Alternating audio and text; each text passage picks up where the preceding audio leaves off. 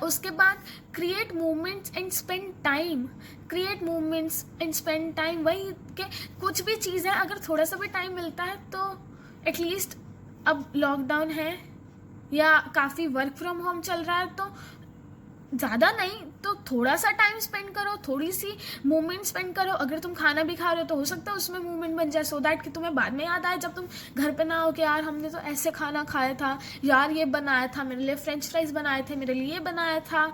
तो create movement so that कि वो रिमेम्बरेबल रहे, ठीक है। उसके बाद नेक्स्ट सबसे बड़ी दिक्कत ये आती है कि ठीक है ईगो इशू हो गया, लड़ाई झगड़ा हो गया, कोई भी एक दूसरे के चक्कर में हमने आपस में लड़ाई कर ली, ठीक है, और या हम कहीं बाहर भी ओकेजन में हैं या किसी फंक्शन में है, कुछ बात हो गई तो हमने सरेआम उसकी बेइज्जती कर दिया, सरेआम उसको सुना दिया, तो दैट इज़ नॉट समथिंग जो करना चाहिए। उससे तुम कूल बन जाओगे कि हाँ तुमने उसे सुना दिया, बट उससे कुछ होगा नहीं। उससे तुम अपनी जो वो स्पेशल बॉन्ड्स हैं, वो जो सारे रिलेशंस हैं, उससे तुम वही खराब कर रहे हो, क्योंकि नोबडी इवन लाइक के कोई इंसान, कोई कितना भी क्लोज क्यों ना हो, कि वो तुम्हें पब्लिकली सुना दे, पब्लिकली तुम्हें इतना हैरेस कर दे, इतना अब्यूज़ कर दे या इतना कुछ उल्टा उल्टा बोल दे जो तुम डिज़र्व नहीं करते हो, क्योंकि फिर वही चीज़ें आती हैं और वही कलेश का एक रीज़न बनती हैं।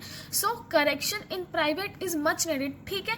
तुम अगर उसके साथ हो तो एटलीस्ट उस टाइम पे उसे सपोर्ट करो, अगर वो गलत है तो बाद में आके उसे करेक्ट करो। और उसके बाद हम चलते हैं नेक्स्ट पेज, और उसके बाद नेक्स्ट जो है वो है कि हैव स्पेस, मतलब दोनों अपना अपना थोड़ा स्पेस लो, so that you guys can breathe, so that you have some bond, so that के तुम अपने अलग लेवल पे ग्रो कर सको। उसके बाद हम चलते हैं नेक्स्ट पे, दूसरों के चक्कर में, मतलब किसी थर्ड पर्सन के चक्कर में लड़ाई करने का तो कोई तुक ही नहीं बनता है, और उसी की वजह से आधे से ज़्यादा कलेश होता है। तूने उससे बात क्यों की, तूने उससे बात क्यों की। जिसे बात करनी होगी वो बात करने के लिए कोई भी सोर्स ढूंढ सकता है, ठीक है, सबसे पहली चीज़। दूसरी चीज़ कि अगर तुम ट्रस्ट करते हो तो मैं ये नहीं कह रही कि ब्लाइंडली करो, बट अगर तुम्हें पता है कि सामने वाला ऐसा है या ऐसा नहीं है तो सिंपली कि या तो उससे क्लियर करो, उससे मिसअंडरस्टैंडिंग मत बनने दो, उससे क्लियर करो। क्लियर करने के बाद भी वो सॉर्ट आउट नहीं होती, उससे फिर उस बारे में बात करो, बात करो, बात करो, सो दैट कि तुम अपने आप से ये हो जाओ कि यार मैंने एफर्ट्स तो किए थे, अब मेरे को कोई रिस्पॉन्स नहीं मिला, तो तुम्हें एक लॉजिक और एक रीज़न मिल जाएगा कि छोड़ो, लेट इट बी, जाने दो अब, क्योंकि स्टिक रहने से कुछ नहीं होता।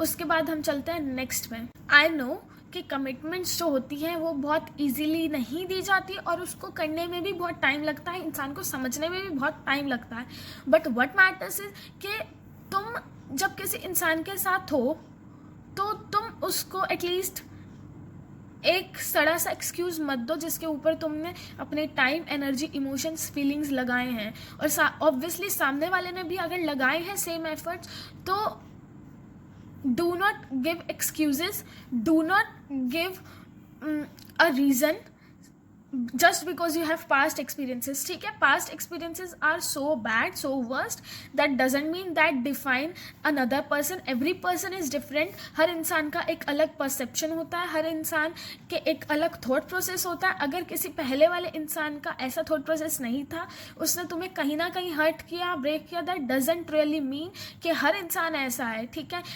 बेहतर के चक्कर में बेहतरीन को मत छोड़ो, बिकॉज यू नेवर नो कि अगर तुम किसी एक इंसान को छोड़ दो और उसके बाद तुम रिग्रेट करो उस चीज़ को, तो take your time, have conversation, और सबसे ज़रूरी चीज़ हेल्दी कॉन्वर्जेशन बहुत ज़रूरी है, ठीक है। उसके बाद हम चलते हैं नेक्स्ट पे, this is probably I guess the last point, and this is imperfection सब में होती है, लिटरली सब में होती है, ठीक है। अगर तुम किसी एक इंसान को उसके फ्लॉज देख के, उसके इम्परफेक्शन देख के छोड़ दोगे तो ठीक है, कोई जिसके साथ तुम बाद में जाओगे तो वो भी तुम्हारे साथ वैसा ही करेगा।